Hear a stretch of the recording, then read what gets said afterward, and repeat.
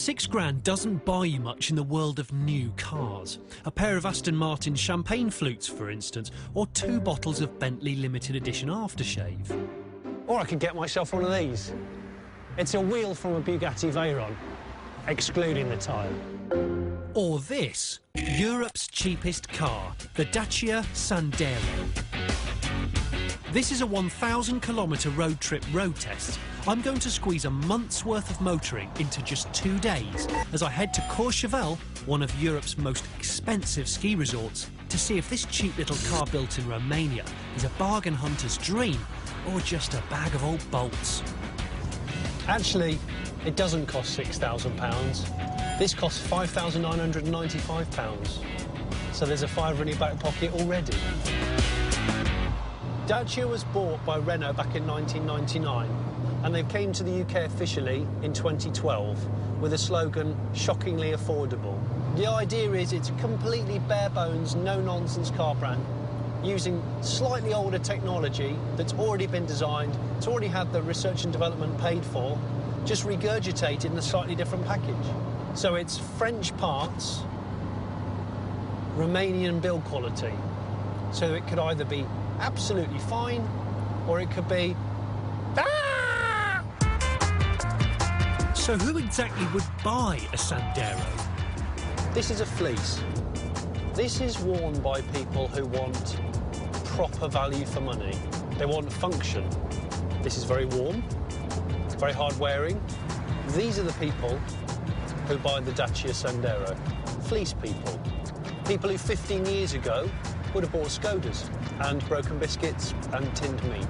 And now they just want a completely basic car that's a white good, which is convenient because this is the base model and it only comes in white. I don't have central locking, I don't have electric windows, I don't have a sunroof. If you wanted a stereo, that's £250. If you want air conditioning, sorry, no. It might skimp on life's little luxuries, but the Sandero doesn't skimp when it comes to safety. It's got ISOFIX and it's got an airbag here to protect my face, and it's got an airbag there to protect the person sitting there's face, and it's got airbags on the side of the seats. It is all right.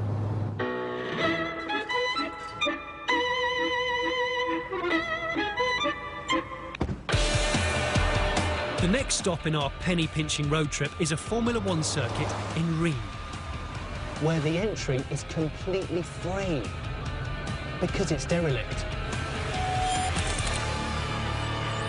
Its days as a motoring circuit are long, long gone. This is now just a commuter road. So I'm going to do a little performance test of my own in the Dacia. It's time for a 0 to 62. I don't have a stopwatch because I'm on a budget, so I'm going to count. 1 Mississippi, 2 Mississippi, 3 Mississippi, 4 Mississippi, 5 Mississippi, 12 Mississippi, 13 Mississippi, 40, there you go.